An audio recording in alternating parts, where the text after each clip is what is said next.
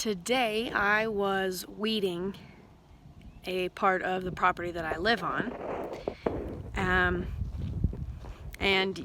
Of course I have to dig into the meaning or find the meaning of why, and I could not believe so I was just reflecting, and one of the things that I've always thought and have reflected on, it was taught to me by Phil Good, and it is about how our mind is a garden. Our mental space is a garden, and what kind of plants do we want to grow in that garden, and how overcome with weeds is that garden. Well, anyway, so this is what you can see. All the green, basically that's all dirt. These are all of this is weeds, so I need to pick it up. So I would come over, I'll show you the part that I did, but I would essentially pick one by one, and I would try and get as close to the root as I can, right? Because that's how you weed gardens.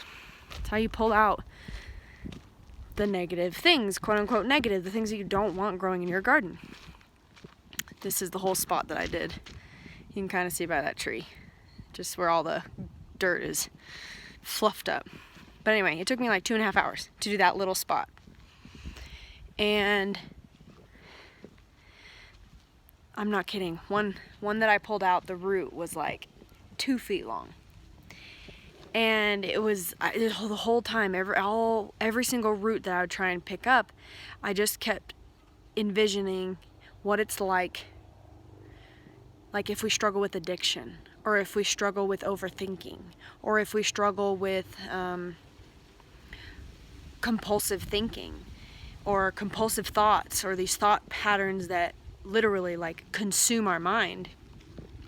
And those are weeds. Everything that we do not want, or if it doesn't feel good, any type of belief system, they're overgrown parts of our psyche that do not serve, that suffocate, that restrict growth, that take up landscape that could otherwise be something beautiful, something that feels good, something that you want to grow and blossom. And I'm not saying that weeds are bad. I'm just using it as an analogy, because it's how deep are your root systems of the weeds? What weeds? What are your mental patterns? What are your mental thoughts that you may need to treat, that you may need to look at, that you may need to pluck, to pull? I know for me, self-doubt was a huge overgrown manifestation in my mind. It was so loud that I didn't have any real estate to think about anything else except just continually doubting myself. And that restricts my self-confidence, that restricts self-esteem, that restricts knowing who I am and knowing what I want and knowing how I want to feel. And it's just really limiting, all in all. And so,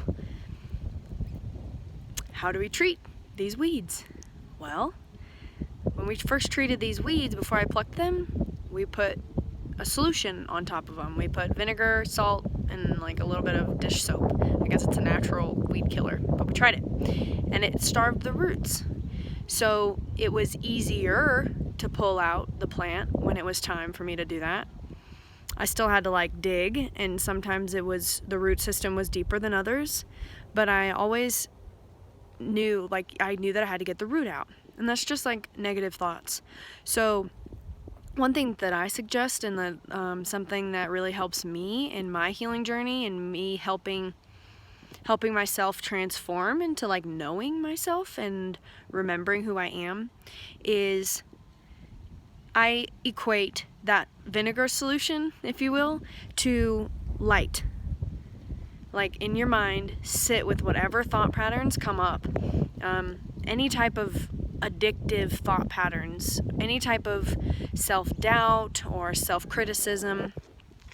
I invite you to take a breath and just let yourself sit for a second. Let yourself be, calm down, and become aware of what that thought is, and just as if you were spraying a solution over a garden. It's just bring in healing light. Channel that healing light in, call that healing light in, And it doesn't matter what source you believe, it doesn't matter what God you believe, but there is a higher intelligence there that can help you heal. How does and I always bring up this as kind of my perspective as to why I believe that there is a higher intelligence, and it's because our natural way of being is order. When something is disordered, it seeks order.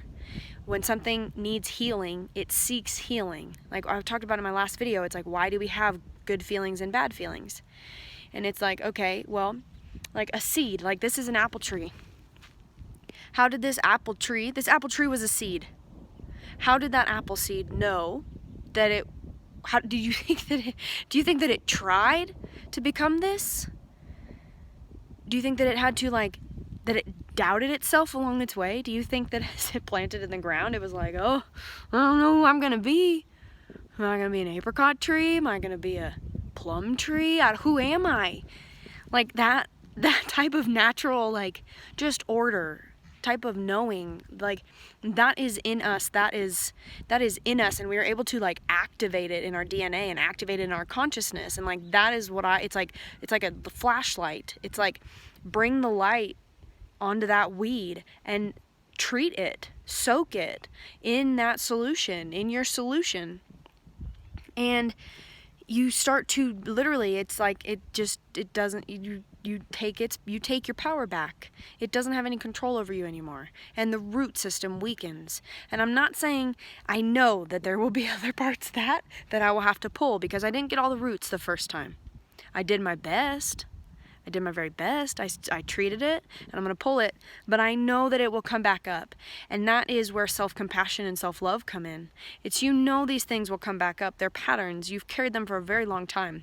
And so you will continue to treat them. You will continue to call in that light. You will continue to shine that light on what is hurting you, and allowing it to heal and soak up, so that you can incorporate and infuse and integrate your power back from what this weed energy is taking. Like a plant, if there's a dead part of it, you have to cut it all off down to the root. You just have to. Even if part of it is green, even if not the whole thing is dead, you trim it all the way back, because the plant is expending energy into something that is dead. And so you need to help it. You need to cut it back. And that's what I wanted to share today. It's just that there's that symbolism, or that symbolic kind of parallel, that really helps me of finding a way that even though this is all weeds, all this is supposed to be dirt. We're in New Mexico, so we don't have a lot of grass here. But I know that each one of these I will have to individually take up. Each one. I will need to treat it, and I will need to get down, and literally all of these have one root system.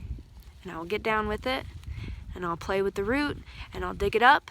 I'll have to pick up some of the soil around it, just like you'll have to pick up some of your mental thoughts around it, because stuff grows around it, and stuff anchors it in. See, I wasn't able to get all that root. But that's okay, because I'm going to treat it, and now it's just a little clearer.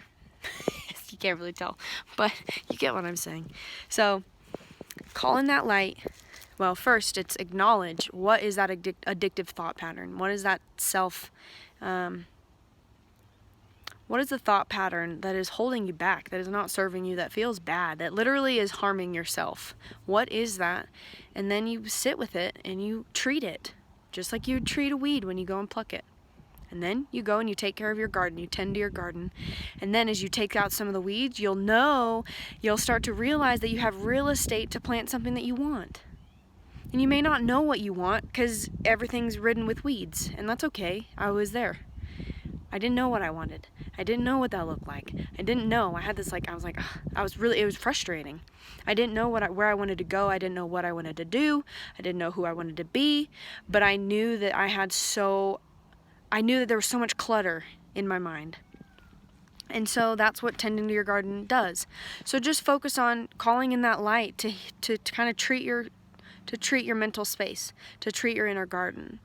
And just start there. And then as we continue on, as we create more, we'll know as you tend your garden, you'll create more space, and you'll create that mental space for you to plant new plants. And we can talk about that when we get there. But for now, treat the weeds. All my love.